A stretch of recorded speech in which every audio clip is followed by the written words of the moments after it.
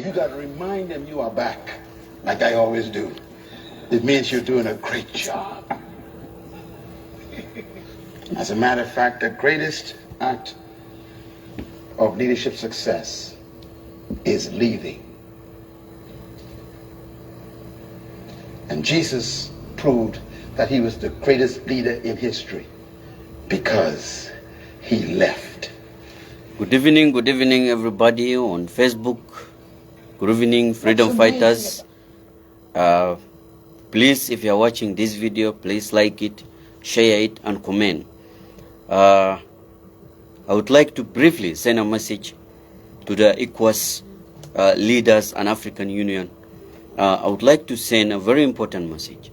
I would like to talk about the coup, the recent coup in Niger, and the reaction of the ECOWAS leaders, the economic community of Western African states.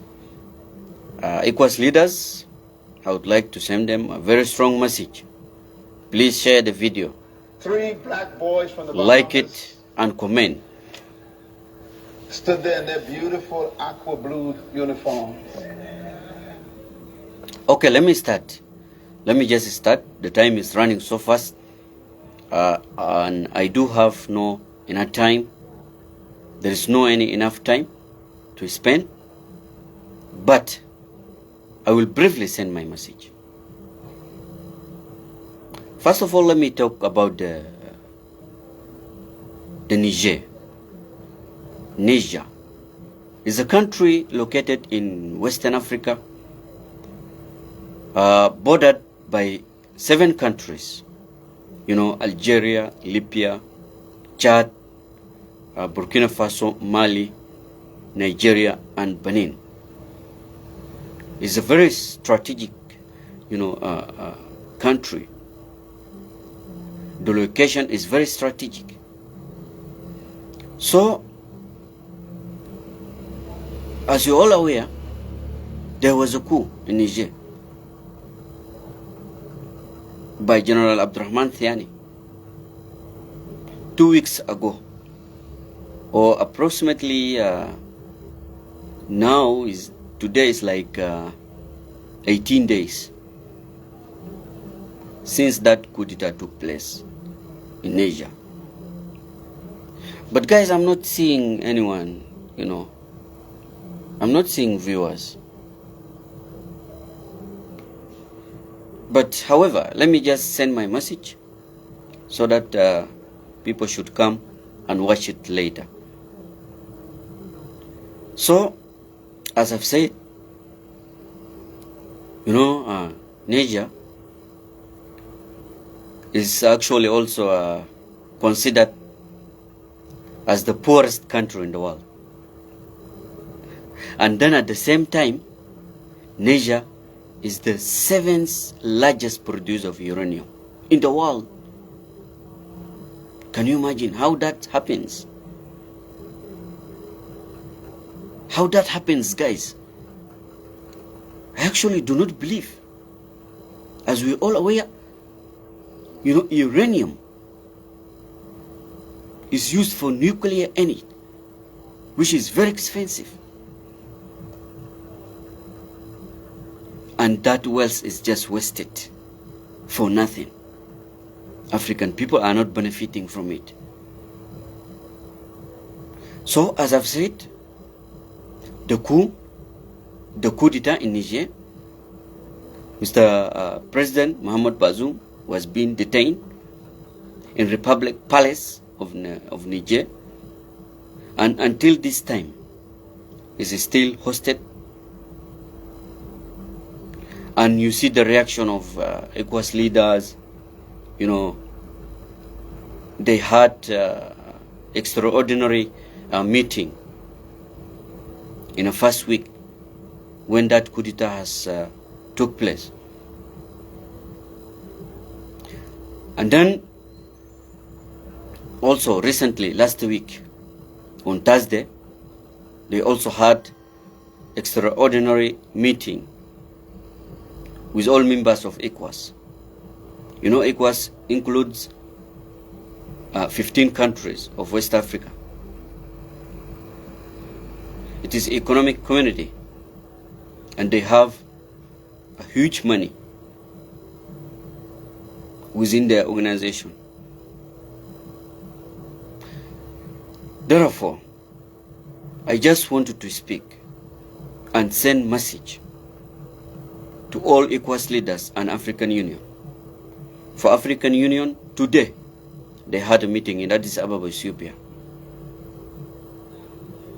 The African Union members, they gathered in Addis Ababa, Ethiopia.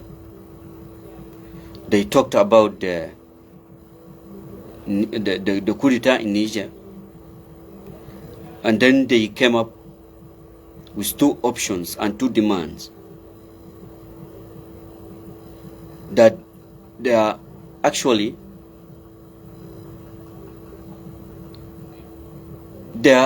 telling these people of Niger, the military leaders, they will either intervene militarily or to restore constitutional order in Niger, and to release Mohamed Bazoum and to restate him. So these were 2 options for African Union. And ECOWAS leaders also, they had 2 options. So there are similar options and demands. So what I would like to appeal to ECOWAS leaders is that before you sit and negotiate about the coup in Niger, did you ask for root causes of recent coup d'etat? Did you go and interrogate and investigate these 2 groups, the junta and Mohamed Bazoum? And I have heard today General Abdurrahman Tiani talking that ECOWAS leaders are not listening to them. They are not giving them time to dissect what is really took place in Niger. There is no fairness for ECOWAS leaders. You must give them time to speak and to dissect each and everything that took place in Niger.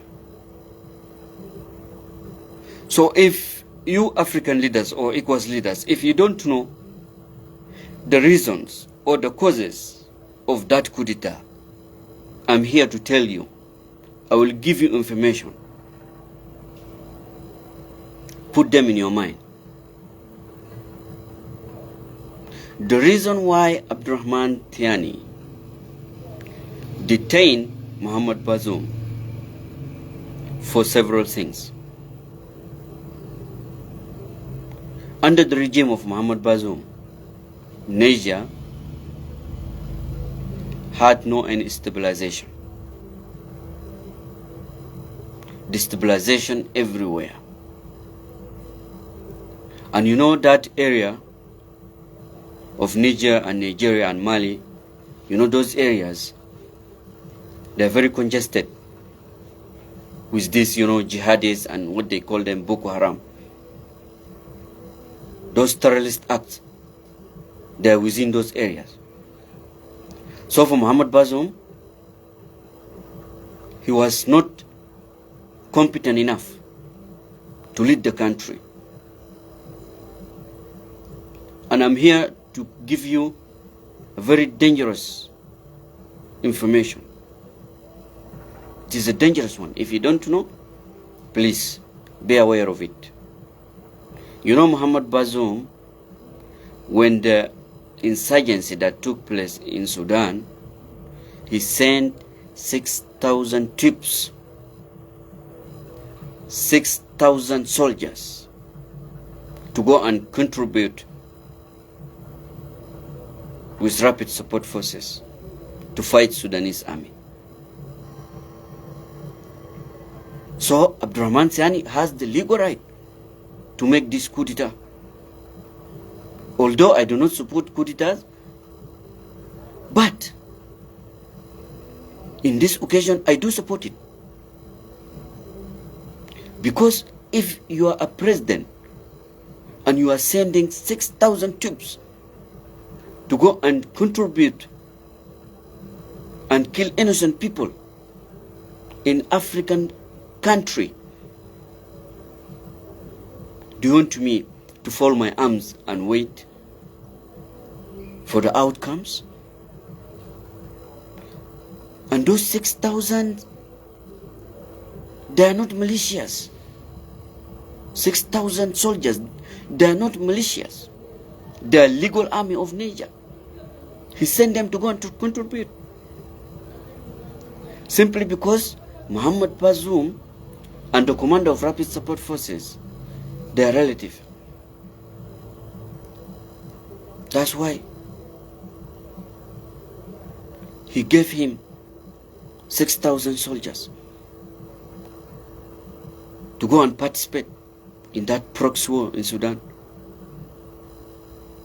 So as a military leader, even if it was me, I want to just sit there and wait for Muhammad Bazoum. I could just definitely make a coup d'etat and I overthrow him because he's not responsible.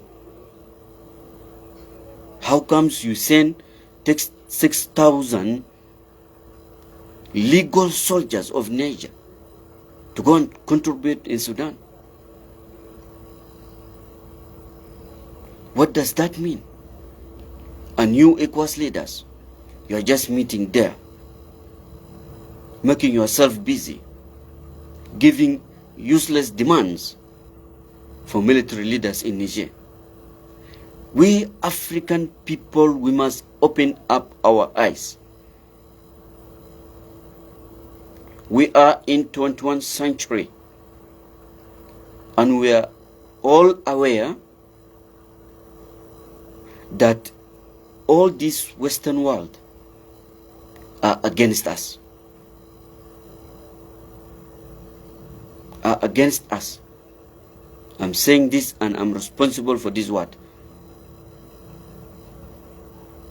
You see, Africa is in very bad condition. We are under the threat of Western world. One time, they will invade this African continent. You know, previously, long time ago, in 50s or 60s, we had colonization. All these, 54 countries, they were being colonized, except Ethiopia. You see? And then again, these people of Western world and of these Arab countries are again planning to conquer African continent. The reason why they want to conquer Sudan or Africa is because they are looking at Africa as the alternative. As the alternative. Because what took place in Russia and Ukraine, that proxy war, has hit all European countries. All this, Europe, where all these Europe countries were being affected, negatively affected because of the war there. Russia is the largest, producer and exporter of natural gas. You have heard about these, pipelines, gas pipelines, which connects to Europe. Russia feeds all these European countries. So when the war started there, and Putin realized that all these Western countries are supporting Ukraine, so he disconnected these pipelines, gas pipelines. They actually hit them. So there is no gas that supplies to Europe. So they are now looking for alternative. And the alternative is Africa. And in the African continent, they are targeting Nigeria. Because Nigeria is the largest producer of natural gas in African continent. So for them to export this natural gas and to make, gas pipelines to connect to Europe countries, then they have got to create conflicts within the African continent, and more particularly the West Africa. That area, according to the Western world opinion, that area must be under the conflict. That's why they are supporting these terrorist, groups. They are supporting those terrorists of Boko Haram and jihadists, because they want that area to be destabilized in order for them to export each and everything into their countries. And we Africans, we are still sleeping. We are still sleeping. We don't want to open our eyes. How comes you intimidate a country like this of ECOWAS leaders? They are intimidating Niger, that if you don't restore constitutional order, that we are going to intervene militarily. That is unfair. Before you go there and sit and interrogate and investigate these two groups, you just come and take a decision. That is ironical. How comes? That is unbelievable. Unbelievable. I cannot believe that. Because you are a mediator, you want to solve a certain problem, you must listen to two groups. And then you identify who has the right and who has the wrong. And then you support a group that has right. You cannot support someone who made crime. Isn't it? So my message to African leaders, more especially the leaders of ECOWAS, the economic community, my message to you, before you take any decision, please go and sit with these two groups. Interrogate them, investigate them, and then you look for solutions.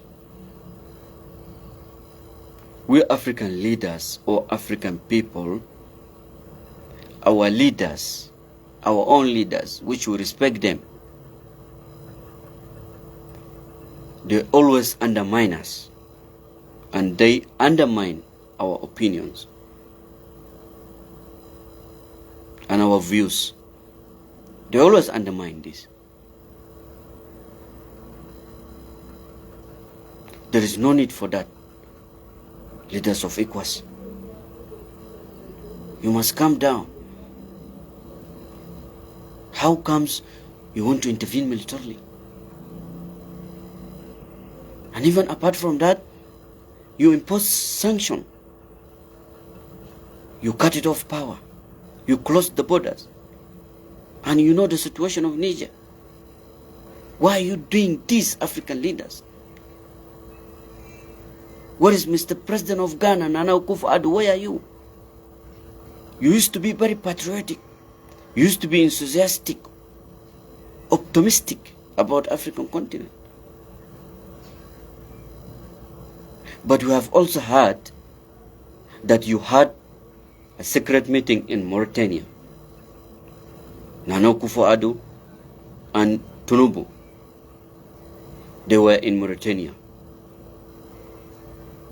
They meet with the members of NATO secretly. Why? Why do you want to disappoint your people? There is no need for that disappointment. However, having said this, I would like also to send a message to African Union.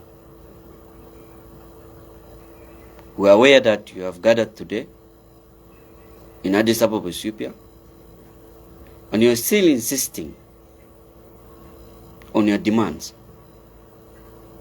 that you won't intervene militarily or you impose such sanction there to the people of Niger, which is not fair. But I want to ask one question to this African Union and the chairman of African Union. I wanted to tell you that this organization of African Union is not favorable for African people. I have to say this with no fear. You are not serving us. You are not serving African people. You are simply implementing the agenda of Western world.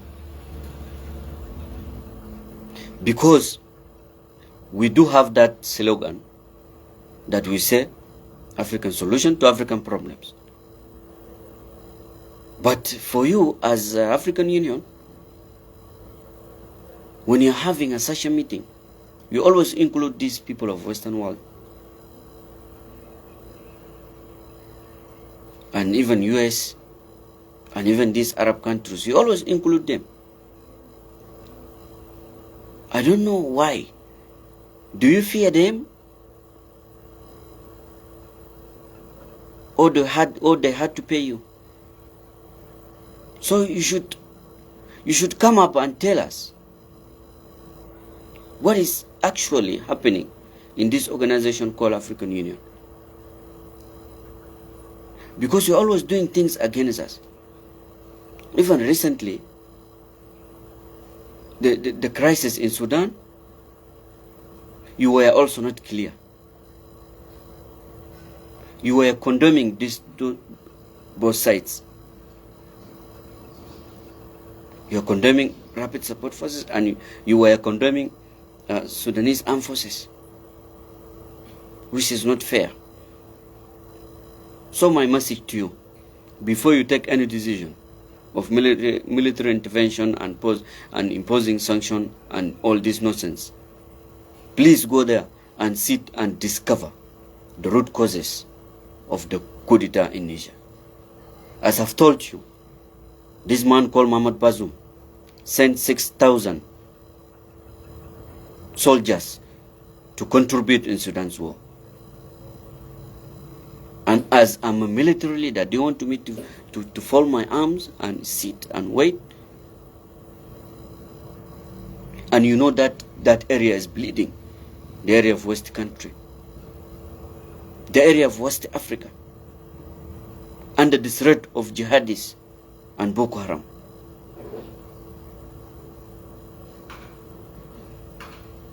However, for ECOWAS leaders,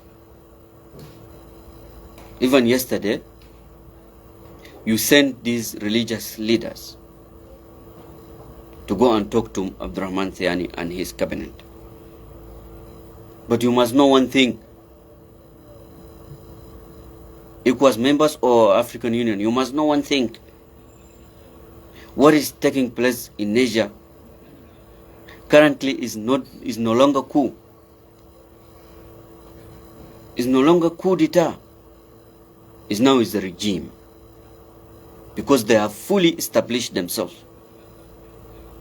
They had cabinet in place. You know, they now have 7 governors.